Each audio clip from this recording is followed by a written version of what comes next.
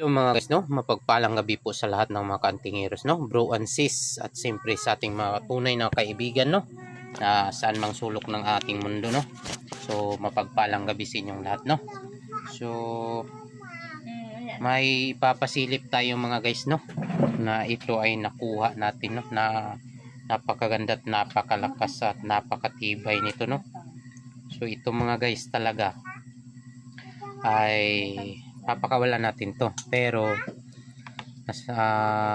bukod tangi kasi ito, no? At ngayon pa lang talaga ako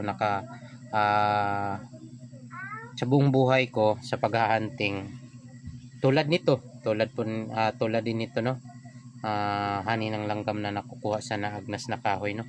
So ito tulad nito, so ayan, tulad nito, katulad din nito, pero ito talaga ay pinakabihira sa lahat, no? Dahil ito mga guys ay naghahating kami kanina ng Pusillized crab, no? So ito yung Pusillized crab. Ito ay alimasag or lambay, no? So ayan, lambay. Manipis lang siya pero solid. So ayan yung likuran niya at yung tiyan niya hindi na natin ginahit, no? Dahil yung mga alimasag is manipis lang talaga yung katawan. Pero ito ay solid na, no? So ayan, nilagyan natin ng pampakinis din para protect din sa balat niya kapag nauntog, hindi madaling mabasag. So ayan mga guys, no? So ito mga guys, may in-upload ako kanina ng video dyan. Kung merong nanonood, so kung merong nanonood dun hanggang dulo, makikita talaga nila kung saan to nakuha o saan to galing. So kanina mga guys, nag-abante kami dun. May nabunggo ako na malaking bato. So may nabunggo ako na malaking bato.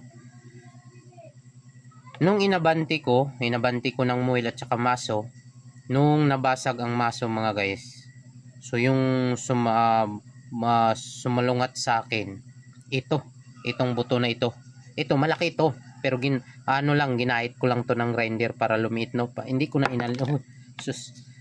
inalis sa bato mga guys, hindi ko na inalis sa bato para makikita talaga nila kung gaano ka-legit ito. So hindi ko, malaki itong bato kanina, nakaakob to, yung balat niya naiwan dun, hinanap ko kanina pero hindi ko na nakita, no? So ito mga guys ay buto ng dignum, sinaunang dignum, no? Ayan, kambal yan. Kambal. Tapos akala ko buto lang talaga. Hindi siya bato, buto lang talaga. So nung ginanon ko ng kuko ko mga guys, kapag ginaganon mo kasi malalaman mo kung bato ba o hindi, no? So nung nalaman ko na siya ay isang bato, so doon ako nabighanin mga guys, dahil bihira lang talaga ang butong naging bato na or fossilized fossilized of seedling of tree. So mga guys, no, napakabihira lang talaga ang legit na buto talaga ng kahoy na nagiging fossilized. So dignum to mga guys. Andito pa yung balat niya sa gilid mga guys, oh, yung kulay itim na yan. So yung balat niya mga guys, malambot lang. Hindi pa bato, malambot siya. Pero ang laman niya mga guys, naging bato na talaga. So ayan mga guys, oh, dalawang piraso yan. Kambal, parang kambal, no. So ayan, oh. Ayan. So ginanito ko na lang para siyempre mapatunayan mo talaga na legit talaga. Hindi gawa ba, hindi handmade ba. So ito mga guys ay napakatunay. Pero siyempre bihira lang sana to, gawin ko sana tong pansarili, hindi ko sana to papakawalan. Pero yun nga mga guys, tulad ng panahon ngayon, medyo nagigipit tayo. Kaya ito mga guys, pakawalan ko na lang, no? Papakawalan ko na lang. Pwede din ito kung hindi maniwala yung makakuha nito na naging bato na talaga, pwede nila itong basagin, kunin nilang itong buto. Pero para sa akin, hindi ko na ito kukunin. Dahil ito yung katibayan na nagpapatunay na totoo talaga.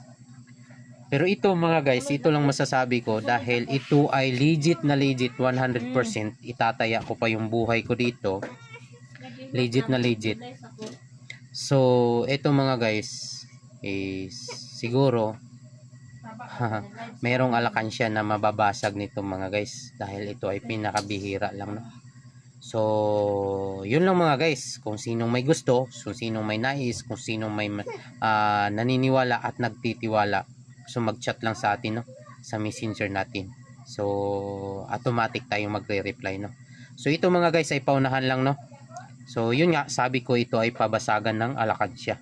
So hindi ito basta-basta mga guys, ito ay legit talaga na buto na naging bato na talaga.